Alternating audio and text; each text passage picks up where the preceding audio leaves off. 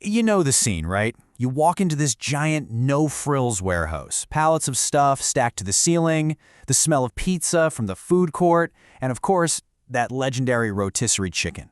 But behind this experience that we all know is one of the most successful and honestly fascinating business models in the world. So today, we're going to break it all down and figure out how they pull it off. I mean, this is the central puzzle of Costco, isn't it?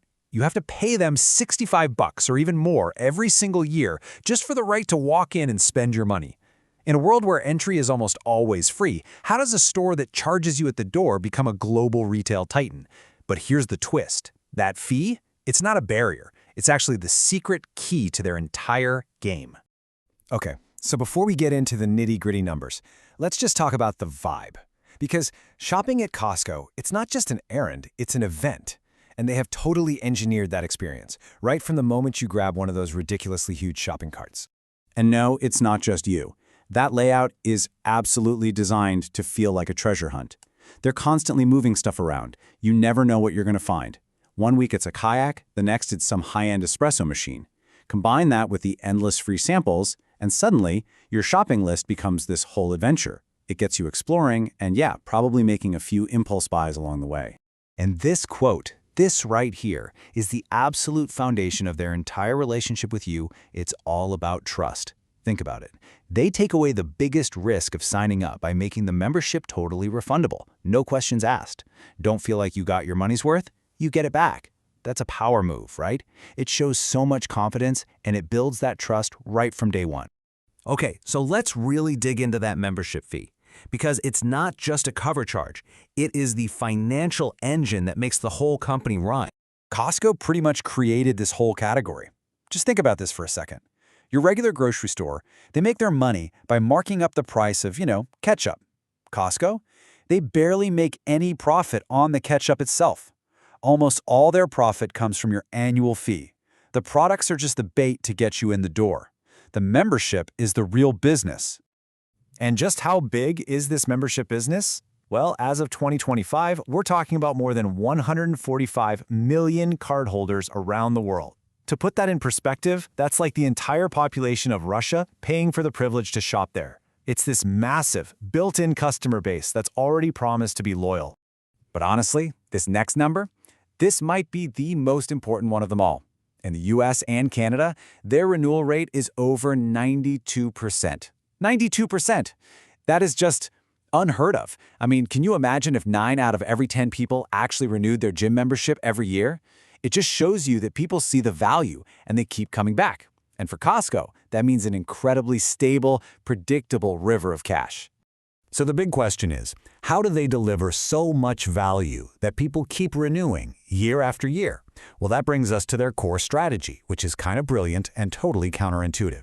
You see, in a world where we're obsessed with having infinite choice, Costco's entire success is built on the power of less. Just take a look at this comparison. Your typical supermarket is just an assault on the senses, right? There are like 30,000 different products screaming for your attention. Costco, they carry fewer than 4,000. They're not going to give you 20 different brands of ketchup. They give you 1, maybe 2 that their expert buyers have decided is the absolute best mix of quality and value. That's not a limitation, my friends. That is curation, and that is their superpower. And here's the logic, straight from the horse's mouth. Because they only carry a few things, they can buy them in absolutely massive quantities, and that gives them incredible bargaining power with their suppliers. This kicks off this brilliant, virtuous cycle. The low prices mean stuff sells out super fast. In fact, their inventory turns over so quickly that they often sell everything to you and get your cash in hand before they even have to pay their own suppliers. It is a brilliant cash flow machine. Now, if you really want to see this less is more idea in action, you've got to look at their not-so-secret weapon. I'm talking about their in-house brand that's become a legit empire. Kirkland Signature is not just some generic store brand, no way. It has become this symbol of quality that members trust, like completely. And here's the little secret. A lot of Kirkland products are actually made by the big national brands you already know and love. We're talking Duracell batteries, Starbucks coffee, they just slap it in a Kirkland box. This lets them offer that premium quality without the premium price tag. It's a win for the members, and it's even higher margins for Costco. Genius. But wait, there's more. The Costco universe goes way beyond just giant packs of paper towels and those famous rotisserie chickens. They've built this entire ecosystem of services, all designed to make that little membership card in your wallet absolutely indispensable. I mean, first off, just look at their global scale. Yeah, they're huge in North America, but their footprint is all over the world. But the real genius here isn't just how many warehouses they have. It's what they build around them to create this incredibly powerful network. And these services, this is what makes the membership so sticky. You might only need a mountain of toilet paper once a month, but you probably need gas every single week. And when you stop for gas, hey, you're probably going to run inside for a few things, right?